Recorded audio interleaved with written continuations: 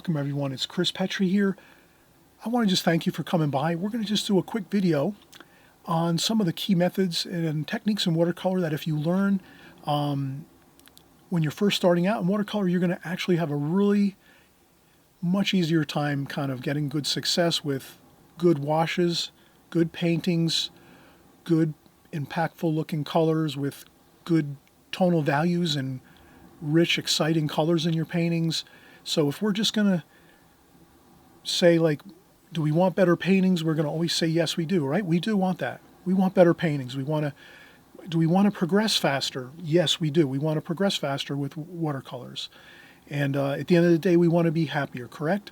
So to do that, if we learn some key fundamentals, which I'm going to cover here in just the next half an hour, 45 minutes or so, if you learn these and kind of key in on them and kind of make sure that you're practicing them a few times, maybe 3 or 4 times over and over again until you really kind of have them solid and you are using them on a constant basis, your watercolors are going to look better. You're going to have better paintings.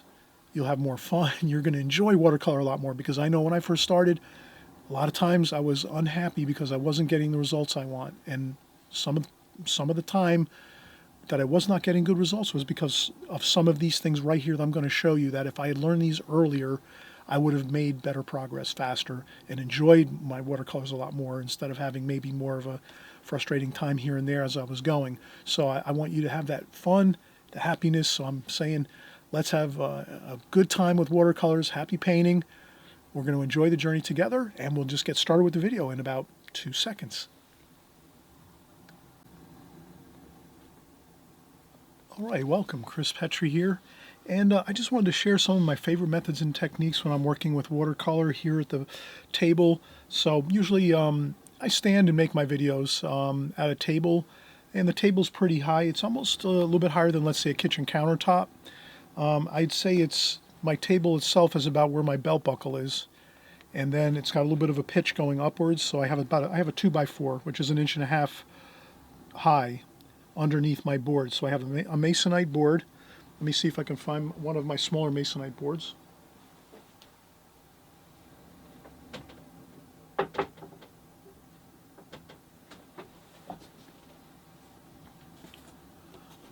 Well, in any case, you can see that this is a masonite board here.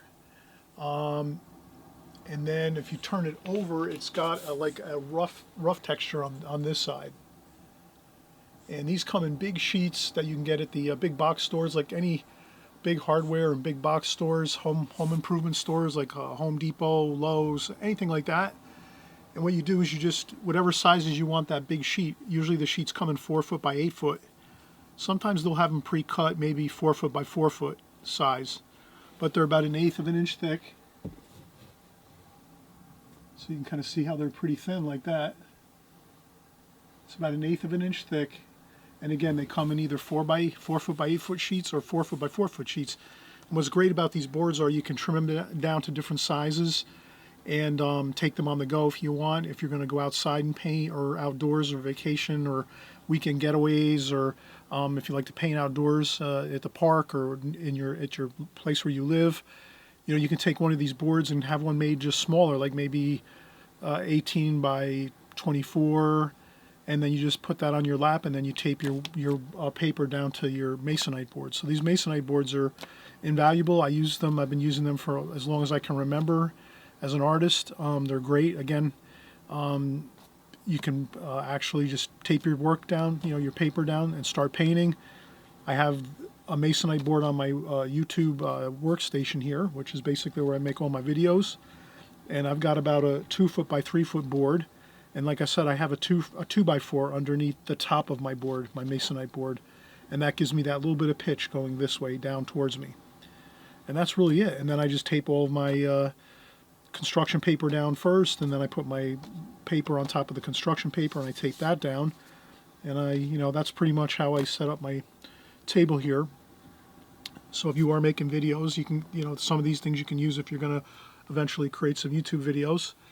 Some ideas like that. And if you ever have questions about if you're going to make YouTube videos of your own, let's say, or there's other, I guess, platforms like I guess there's the YouTube Shorts. There's also Rumble, Patreon. So there's all kinds of places you can create your own videos and get them out. And making the videos is kind of simple. It's not too difficult. I started out with an iPhone, making my original videos on YouTube here.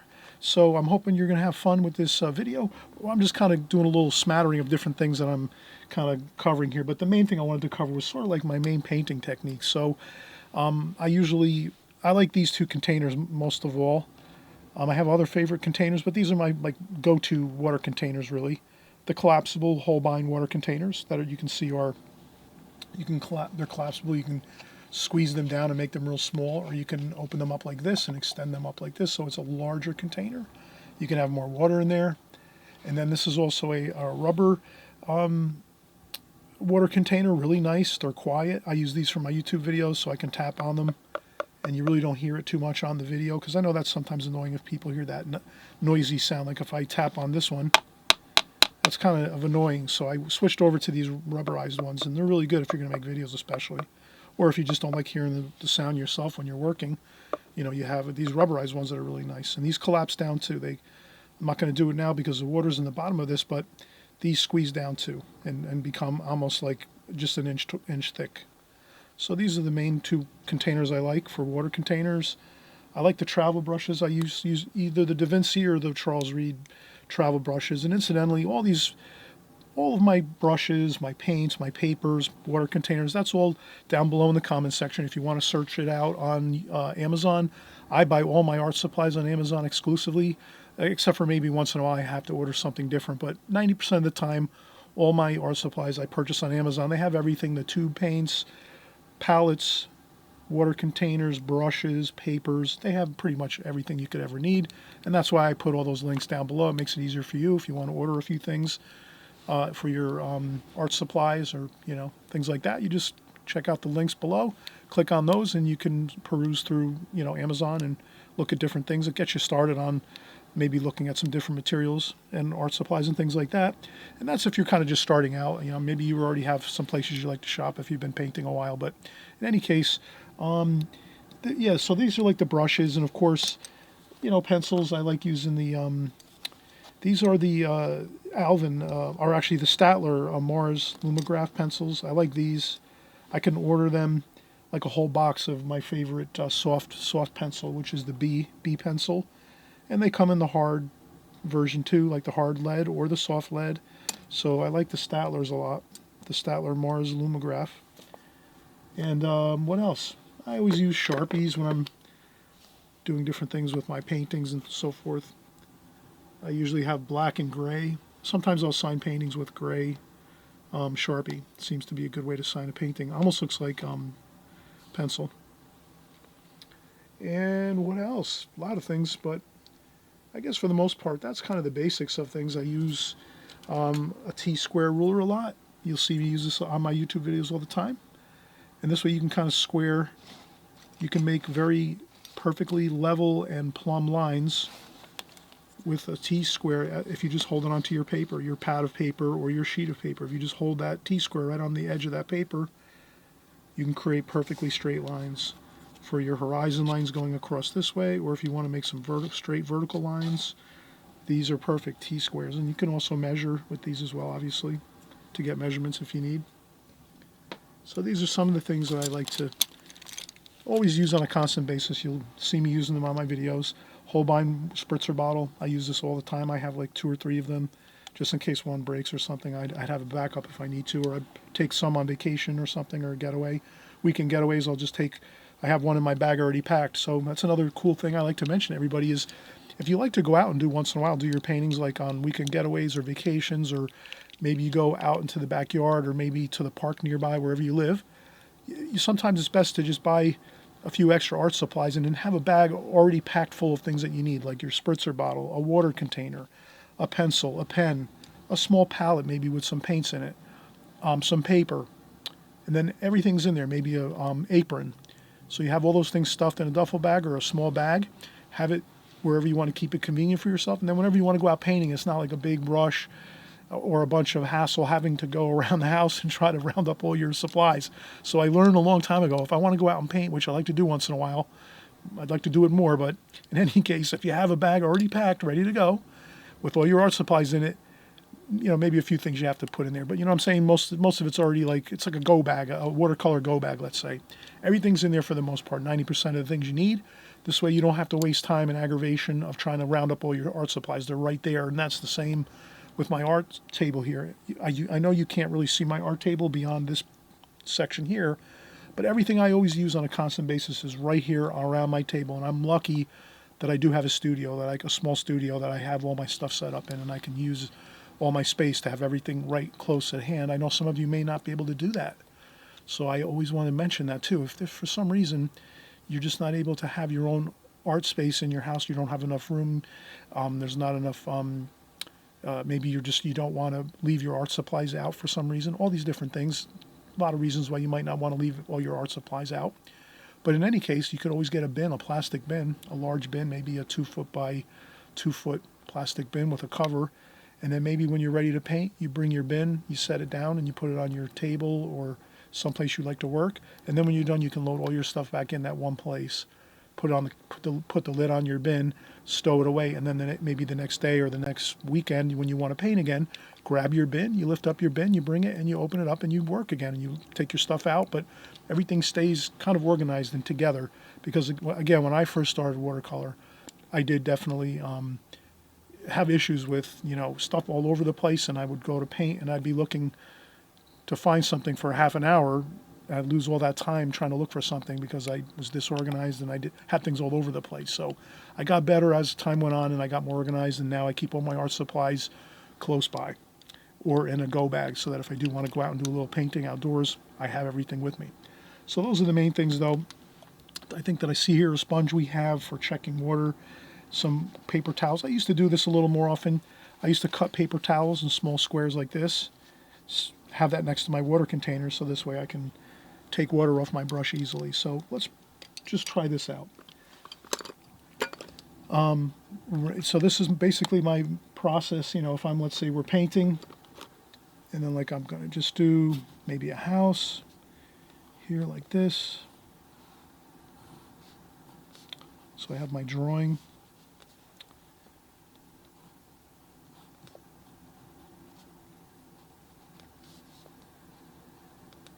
Okay, I have my drawing here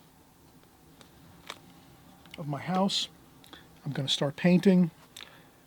First thing I always do is rinse off the brush, wet the brush, get it damp, and then I check off water on the brush, either on a paper towels, a sponge, my apron like this. I take my brush, rinse it off, and then I tap on my apron, or I also a lot of times will have a tissue in my hand at all times. So I'll rinse off the brush, tap a little bit of water off on the tissue, and then start painting. So, these are the main things that I would say are really great to do, to always kind of put this into your process of painting. Rinsing off the brush, taking a little bit of water off, either sponge, paper towel, tissue, apron, whatever you have handy. And then you can go right in and get your paint, and maybe you'll get a sky color like this, and you can start doing your sky color like this here.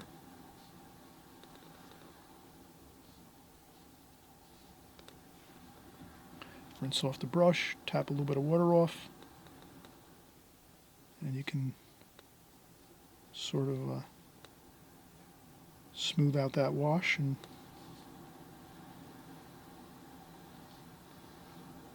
like this.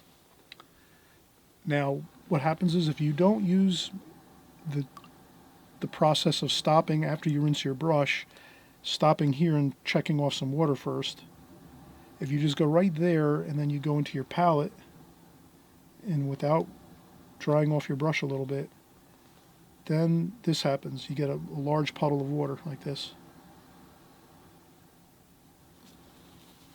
And that can cause a problem where your washes start to get out of control like that.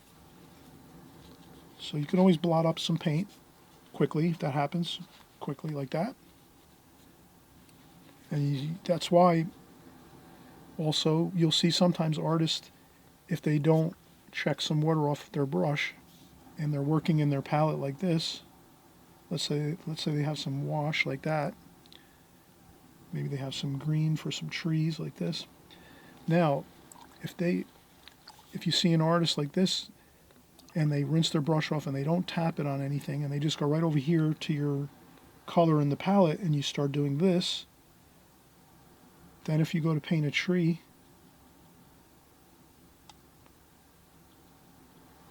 it floods the paper out.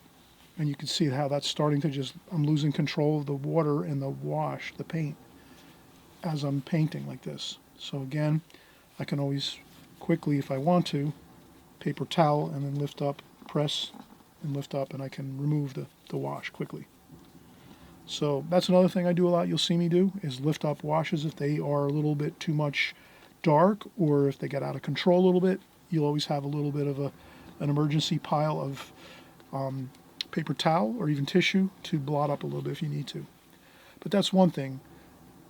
If you're not checking your water and taking water off your brush while you're working, you're going to find that your palette is going to look like this. Just tons of water. Just to kind of explain, you're going to have all kinds of tons of water everywhere like this. And all the water's color is going to be all watery and you can't see any real color in there after a while.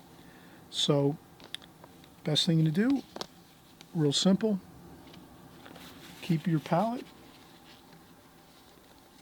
from getting flooded out with too much water. Obviously sometimes you want more water and less paint, but most times you'll probably just want to go in, rinse your brush off, take some water off the brush, and then just go in and get your paint. And then start painting in your washes like this.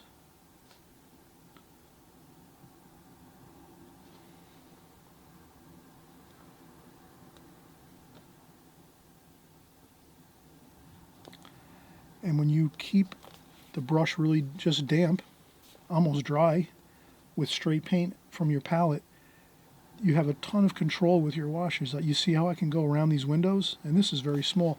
This is the size of a stamp, basically, this house I'm painting right now.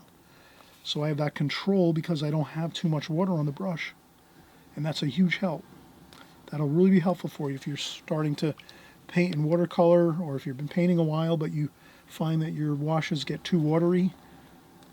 That can really be a huge help, just by remembering to always rinse, check off some water first on the paper towels or the sponge or tissue, and then go in and grab your paint. And most times you can grab, most of the time you can grab your paint from the palette. You don't necessarily always have to put your paint into your the mixing sections of your palette. Case in point, let's paint the chimney on this this house. Let's go in. We'll get some red, burnt sienna. I don't have to. I could say, okay, let's mix it a little bit there, but that looks fine. So we have our chimney now, and we're able to have that really nice control of the washes and the colors. Now, if I added too much water, like this, then my chimney would look like this. See how light that is? Here we got a really beautiful rich color. Lots of paint. Just a damp brush to do this. And I just had to dab the tip of the brush into the red burnt sienna and just touch it down into that chimney section right there. And now it's perfect. It's good.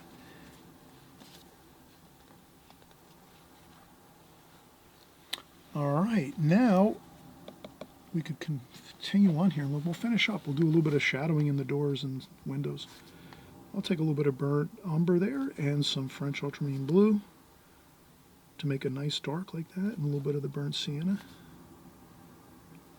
A little more French ultramarine blue. So again, no water, just a damp brush, and then I grab just a little bit on the tip of my brush of each of these three colors: French ultramarine blue, burnt sienna, and burnt umber. And then I can make a dark shadow in the windows and the doors here. So we'll pretend that the sunlight's coming from here.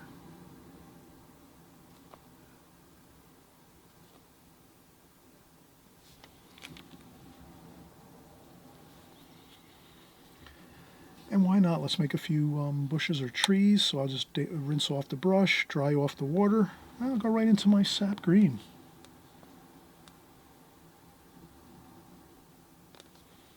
And again, you can get fantastic control with your damp brush versus flooding out your straight into the paint. No water.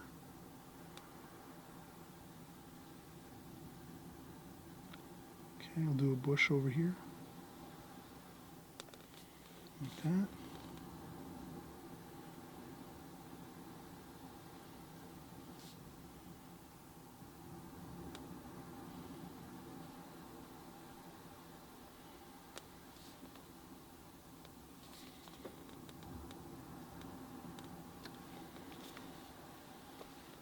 Okay, just a little fun exercise.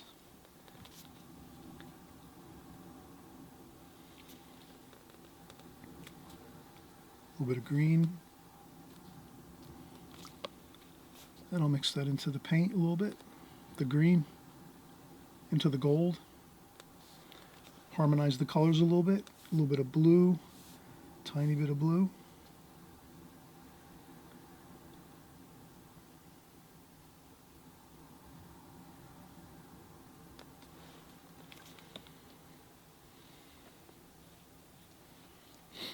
Okay.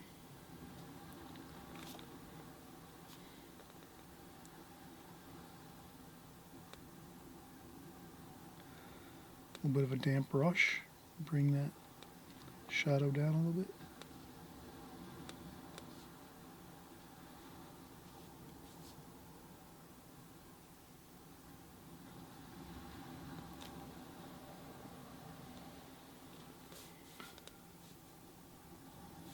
A little more gold in there.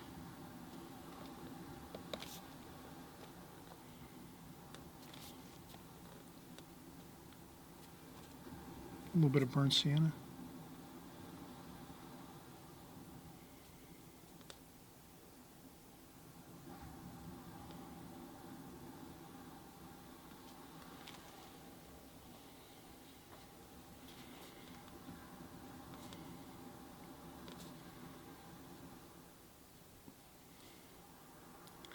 And the eaves of the roof.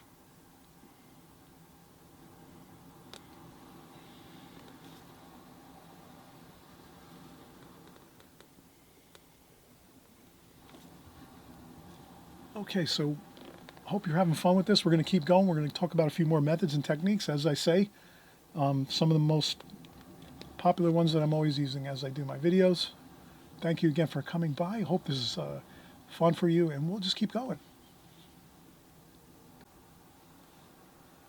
Okay, so we're going to talk another little bit about, again, the process of making sure you're checking off water and drying off some of the water on your brush when you're rinsing your brush.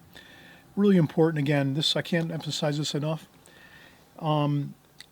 Here's another thing we can do is if you want to get a really nice shadow effect on something. Let's say you're going to do a maybe like a picture. Maybe we have a picture here.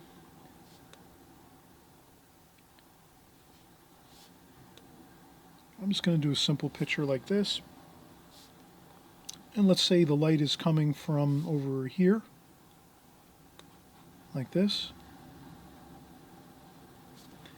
And you want to have a shadow on your picture as well as on, let's say, the table. So if there's a table behind like this, you could just pretend there's a table back there. We'll draw that in.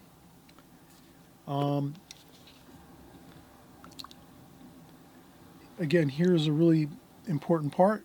You rinse off your brush, you check some water off here, and then you go in and let's say we're going to make the picture, let's say some yellow ochre and some cerulean blue. We'll kind of mix it a little bit. So we'll make it warm and cool. a little bit of yellow ochre, a little bit of cerulean blue over here. And then what we'll do is the light's coming from here, so this is going to be very light on this side of the picture, and then on the picture over here it's going to be a little bit darker in color and in tonal value. So the first thing you can do is you can get that first bit of wash on your picture like this. Now, if you rinse off your brush here really well, and then check off a whole bunch of water onto the sponge or paper towel or tissue, you can take the brush now when it's damp, and then you can slowly fade that nice golden color, that golden bluish color, over this way to dampen your paper. And then even a little more blue here, like that. And then again, we dry off that brush really well, and then you can just blend these colors together until it's white color here where the light is, and then shadow over here. And you can put more shadow there, and then you can also rinse off the brush, dry off the paint, and then pick up a little bit of burnt sienna, and we can put a shadow here like this.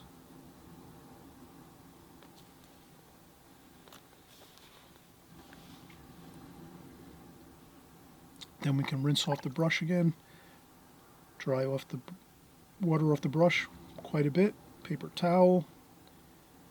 We can put a highlight, maybe some cobalt blue on the top of this, like that. And maybe another bit down here.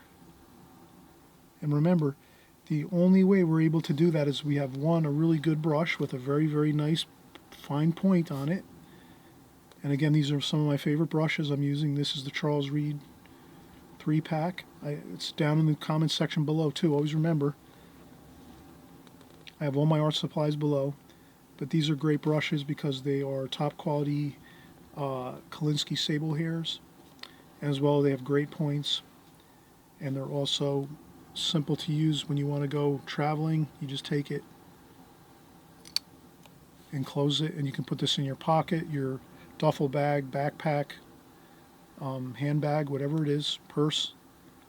It's got a hole in the top which air dries the brush out, so you could leave this in your shirt pocket or, again, backpack, anything, leave it there for a week or two, come back the next time you want to paint, you just open it up, put it together like that, snap it together like this, and then you're back to painting again.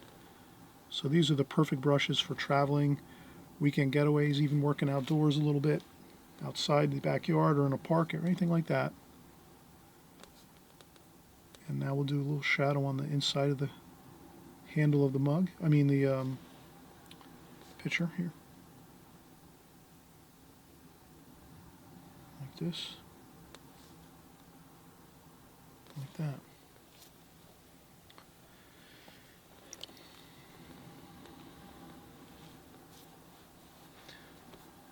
Maybe we'll make the handle blue. And again, I rinsed the brush, dried it off, and then just dipped the very, very pointy tip of the brush, which is a damp brush, not a wet brush, a damp brush, even a quite almost dry brush. Dip it into the paint, your cobalt blue.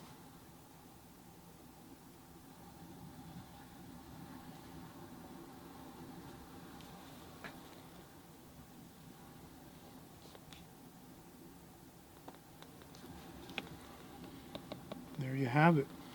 A little bit of background color there.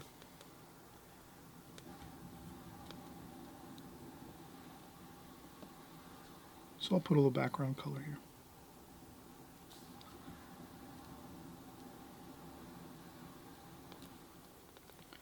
Maybe a little bit of splashing here.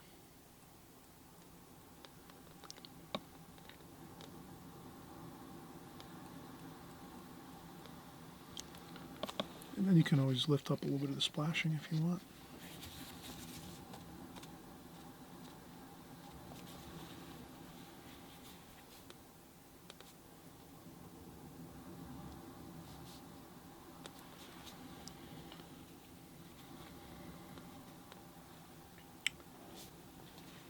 Maybe a little bit of shadow over here.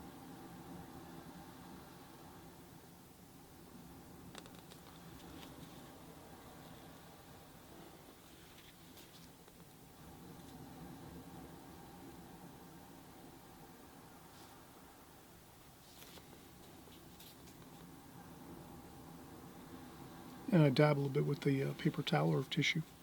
Sometimes if a wash isn't coming out just right, you can always lift it up quick.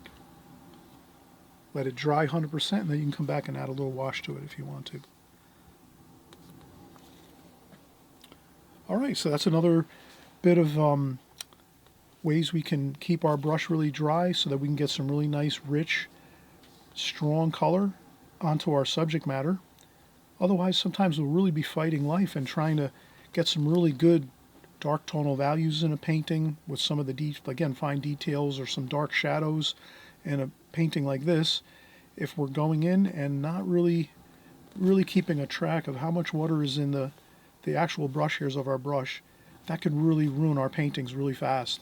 So that's why I'm always saying this is really something I'm always kind of mentioning when I paint in my videos, but sometimes I know everyone's focused on their painting and so when we're working together, maybe sometimes you're focused too on what you're doing and you have to focus on that. That's real important. So sometimes maybe I just don't always make a strong point of things when I'm working on my videos, and that's why I'm doing this short video, just to kind of show you one of those really crucial techniques that I use of always keeping the brush quite dry. But sometimes I will go with a more damp or wet brush, and I'll show you that next. So what we'll do is we'll take a quick break. I'll get a new sheet of paper and I'll kind of cover how, yes, I do keep a dry brush a lot of times with my technique, but I also do use quite a bit of water sometimes in my watercolor brush, and I'm going to cover that just in a second. Okay, so hope you're enjoying this, and giving me a thumbs up if you like this video, and leaving comments in the comment section. Always ask me questions if you ever have any. I'm sure many of you actually ask questions in the comment section, and they're great questions, and we all answer the questions together. A lot of times when someone asks a question, a lot of you have great insights with watercolor, those of you who've been painting a while, and you'll chime in and give some great answers even before I answer it. So I sometimes don't even have to answer the questions. You've already handled it for me. But in any case, we'll just keep working here, covering a few more kind of crucial things, key things that we do with watercolor techniques and methods. And again, I do it because of maybe some of you are just starting out. It's the new year. Many of you are starting out watercolors for the first time. I just want to make sure I'm making a video where I kind of cover those, really key points of the methods and techniques of watercolor that's going to really help you to learn quickly and get good results from the start. Okay? All right. I'll be right back in a second. All right, so we're back. Let's keep going here. So we talked about, again, let's keep our focus on learning some of the key fundamentals of watercolor that are going to really help us to improve and not have the pitfalls that some of us have fallen into in the past. I know when I first started, I struggled with a lot of things because I just was trying really hard to learn and practice and do a lot of paintings and little compositions, whatever I could, whatever time I had after work and on the weekends.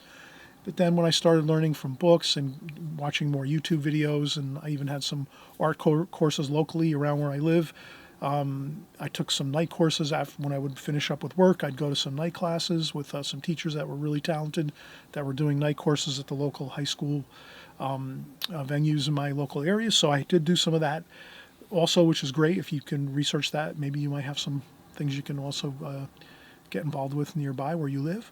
But in any case, we're going to continue on here. Let's start out here. Let's talk about now using a little more water. So I did mention I do try to keep my brush. A lot of times I'm keeping that water, checking that water off the brush because I don't want too much water flowing into my palette in my paints and also on my painting. So now I'll just make a vertical rectangle here, an elongated vertical rectangle. Maybe we'll make like an ocean scene here. So I'll do the ocean maybe 1/3 up from the bottom. That'll be the ocean here, the horizon line of the ocean. And we'll do the sky up here, and the ocean waves here, and some beach over here. So let's do this. Let's talk about how you can, yes, now I'm going to use tons of water in my brush, and I'm not going to even check any water off. I'm just going to go right here and put a bunch of water on my paper up here for the sky.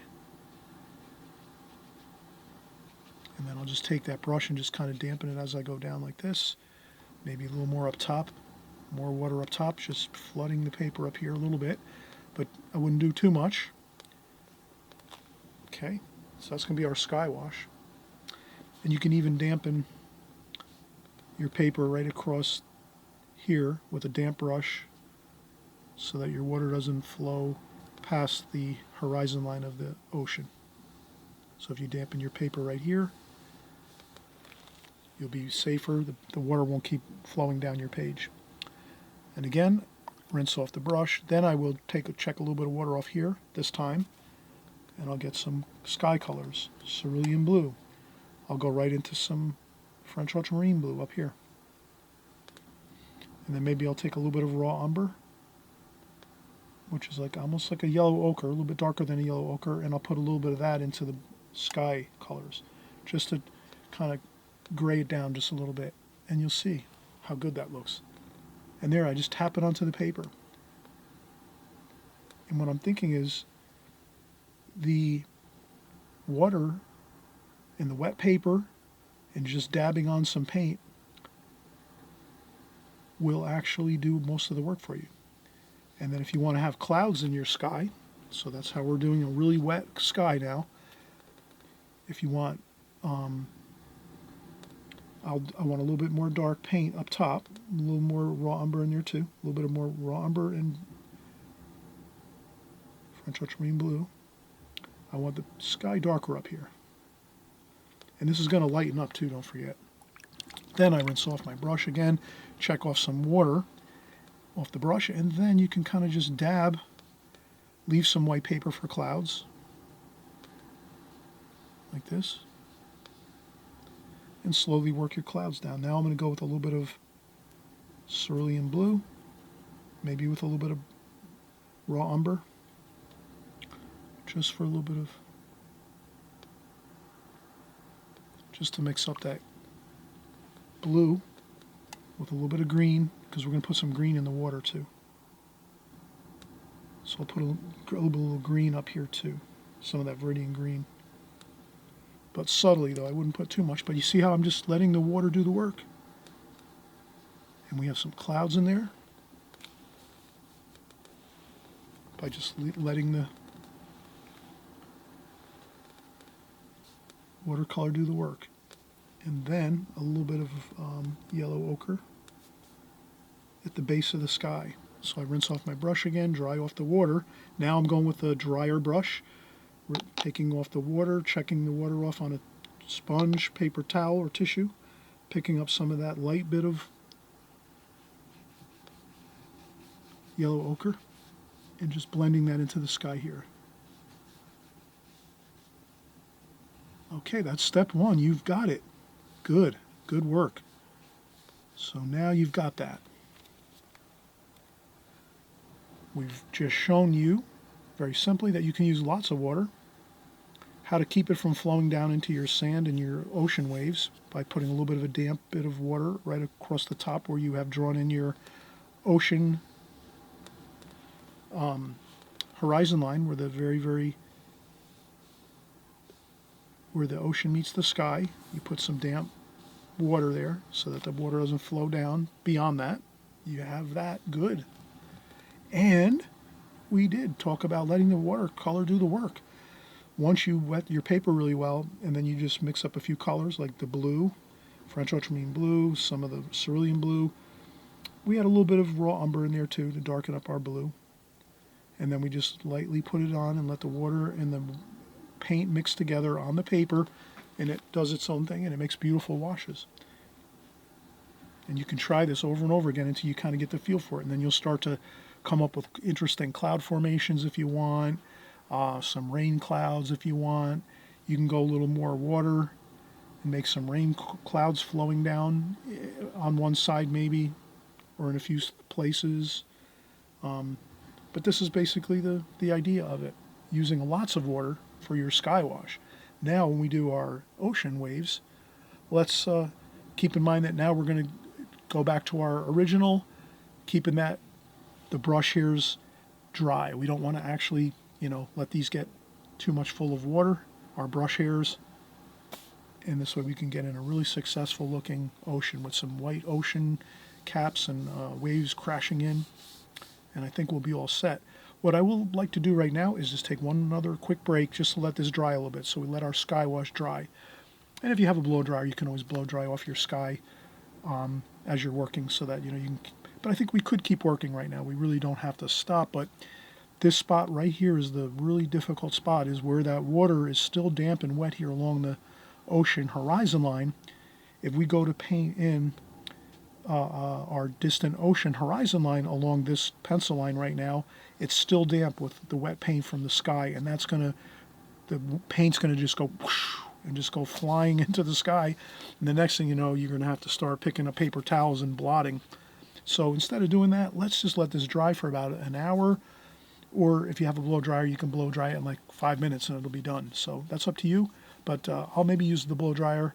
I'll just take a quick break, and while I'm on my break, I'll do the quick blow drying of this section right here.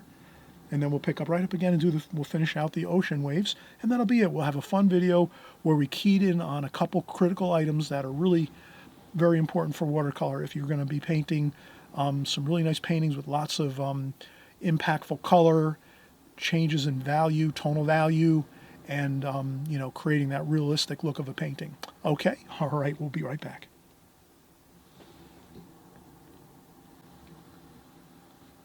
All right, we just let this dry, and that's the edge of the ocean, the horizon line of the ocean where it meets the sky. I use the blow dryer just to dry that off, that edge there. Now we can start our ocean colors. Now with my ocean color, I'm just going to go in with the mix that we already created here, which was French ultramarine blue and some burnt sienna, and we had some, we'll put some green in there, some viridian green, and that's going to give us a good dark. Now if you want to, you can, this is a fun way of making a perfect horizon line for your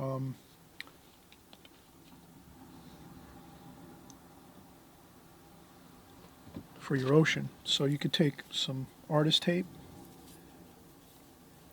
You can use painter's tape. Painter's tape works really good, like the painter's tape they use for like trim and things like that. Again, you can get that at the big box store or online. I think, yeah, definitely any place online. Like, of course, Amazon has it. You just look up like a frog tape. Frog tape is a really great tape to use. So what I'll do is I'll make the horizon line of the ocean just a little bit. And you know what? I did actually make my tape a little bit. Let me make the tape a little bit longer just so I have extra. I'll move the sponge there for a second. So I'll do this here.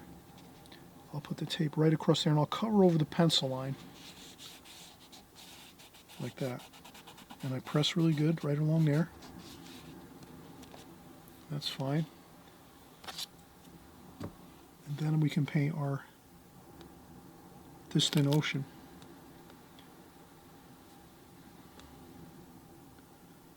Green and blue and a little bit of burnt sienna.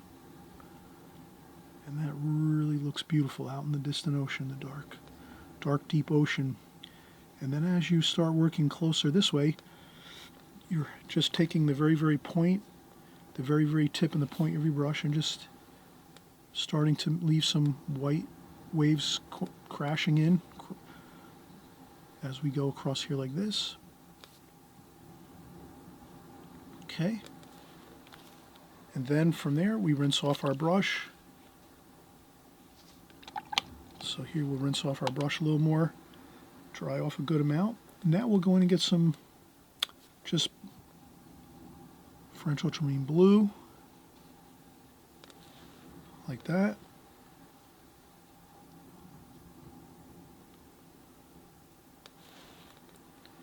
And then with that, we rinse off the brush, dry off the water, take a little bit of the green, the viridian green, and mix in with the French ultramarine blue, and then start to work that back up a little bit into the other parts that we were just painting. We're going to try to blend these as we go.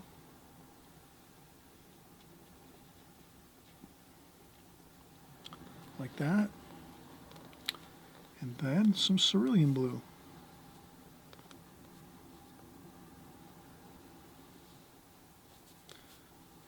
Get a little more cerulean blue, maybe a touch of water. A little bit of water. I put a little dab of water in there, like that. Maybe with a little bit of viridian. Yeah, that looks good. See how we're just kind of making those colors? Now we have some more waves coming in. Like this. That looks really good. Then you rinse off your brush one more time, and then we'll pick up some yellow ochre and get some of that sand look. And then we blend that in with this.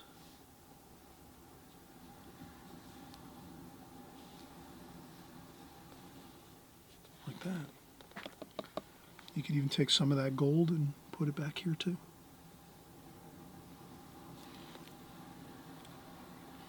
You can blot up some of your sand color if you want a little more white color there with the waves. Okay.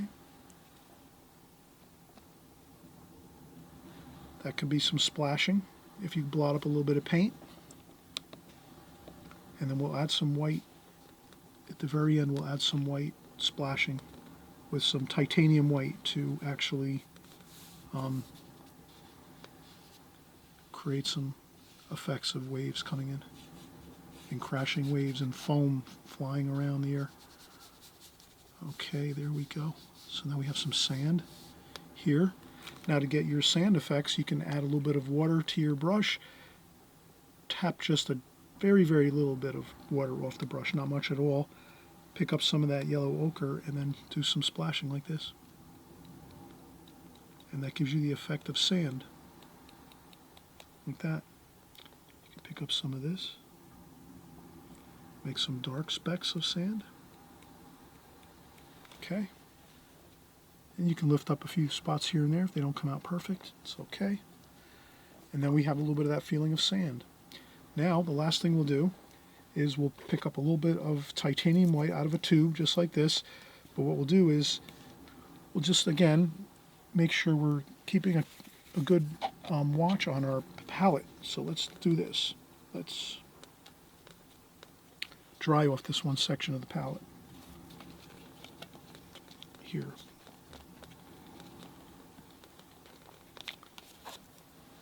Then we can go in and get some titanium white, rinse off our brush,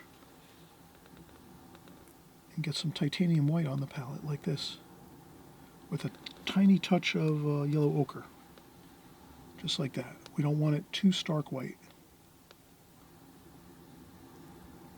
Like this, like that, perfect. Okay, so now we have a little bit of that wet titanium white, and we do some splashing like this. Tapping your brush with a damp brush with a little bit of that titanium white, and remember, you can can you see that? Can you see how it's not too watery? It's got some water in it, but not too much, and that's how you get these really wonderful looking splashes on your paper. And then you can lift this up too, like that, because it's already dry now, and you can take those splashes and get those higher up in the air above the horizon line of the ocean, which makes it feel like now it feels like the waves are crashing in and it's close to you. So you're getting that three-dimensional quality of your painting, which is really nice to have that. And then you can take your brush, rinse off your brush, and then we can do a little bit of this blue here with a little bit of water, and you can do some splashing of the blue like that on the sky, which it's a way of kind of tricking the mind to think that there's water splashing up here too, and foam, even though foam's not really blue, but it just kind of, it works, because if you're seeing white splashes down here, a couple of blue splashes up above works fine. Same thing down here. Alright, I'm hoping you had a really fun time keying in on, again, a few key ideas in watercolor techniques and methods in watercolor. That's going to help you to really gain a lot of ground quickly. And I guarantee you'll let me know in the comment section if this has worked for you, if you find that you've really made some progress with your paintings and getting the look that you want when you're painting by using these couple key items here that we've just covered. And I wish you all the best. Happy painting, everyone. Enjoy the watercolor journey, and we're going to see you soon as, before you know it, we'll be back again making another video, okay? Bye-bye.